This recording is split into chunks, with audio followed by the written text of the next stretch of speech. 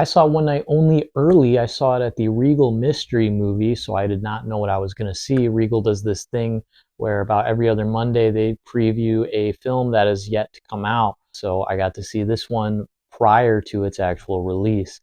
As best as I can find, there is no rule or embargo on reviewing these movies, so I should be in the clear. One Night Only is a rom-com, but it has a bit of an interesting sci-fi satire concept. This is basically The Purge, but for premarital sex. This film takes place in a society where people have like chips in their arm, basically, that let the government know if they are having sex when they are not yet married to people. And the government, as a means of political compromise, has decided to allow one day a year where they can have sex with people without legal recourse. Now, I love films that have some kind of weird concept like this where society is structured dramatically differently and then they really explore and delve into that. What's interesting here, though, is that the film does not really dig into the minutia so much. There are definitely questions you get answers to, and a lot of things are like kind of explained as Easter eggs in the background. I've seen some early reviews criticize the film for not explaining things, and many of the things they're criticizing are explicitly shown to you, so I'm a little perturbed by those reviews, given that they are from pretty well-established critics too. But this film mostly uses that as a dressing for our romantic subplot. And I'll say, despite the nature of the day that this film takes place on, our main characters both have somewhat more of a traditionalist view on, wanting sex to matter, wanting it to be with a person that they genuinely care about. And the film is both of these individuals, going through the night trying to find someone that they can truly connect with.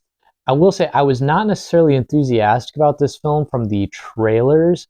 I was not sold on it. I felt like the comedy bits weren't working. But once I actually saw the movie, I thought it was a lot funnier. A lot of the comedic bits did work. I am a bit disappointed that the trailer shows so much. It's not that it necessarily spoils anything, but there are a lot of moments where you can go, oh, well, this hasn't happened yet, so we know we still have to get here somehow, which I felt kind of took away from the film a little bit, unfortunately. I think both of our lead actors give pretty good performances here. I was engaged the entire time.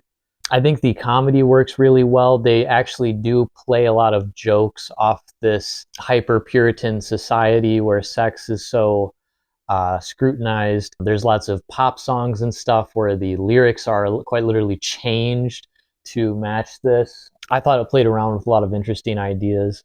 I do think there's a couple bits where, especially the more ancillary actors, are kind of ham-fisted in their dialogue. It comes off a little bit cheesy, which doesn't, I mean, it works fine for this film, but there were points where I'm like, yeah, this is a movie, and it took me out a little bit.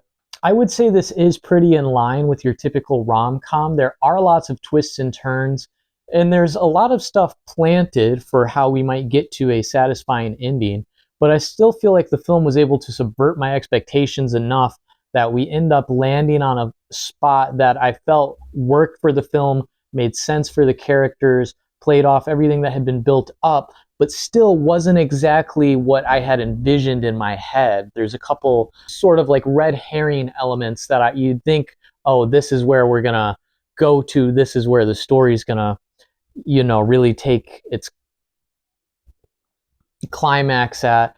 And it plays with your expectations just enough to keep it interesting while still feeling very satisfying. Despite being all about sex, this film has almost no sex in it. Lots of implied sex, obviously, but there's pretty much nothing that you're ever graphically shown. The film does kind of go off the rails at some parts, which I thought kept it entertaining. It might require a little bit of suspension of disbelief to think that they could get away with certain things, but I still thought it was a fun time. I largely enjoyed this. I liked it significantly more than I thought I would based on trailers. I went into this not knowing what I was going to watch, and I was pleasantly surprised. I gave One Night Only a 4 out of 6. 4 out of 6. I believe it comes out later this week, and I'm pretty sure they're actually playing it for more than just one night. So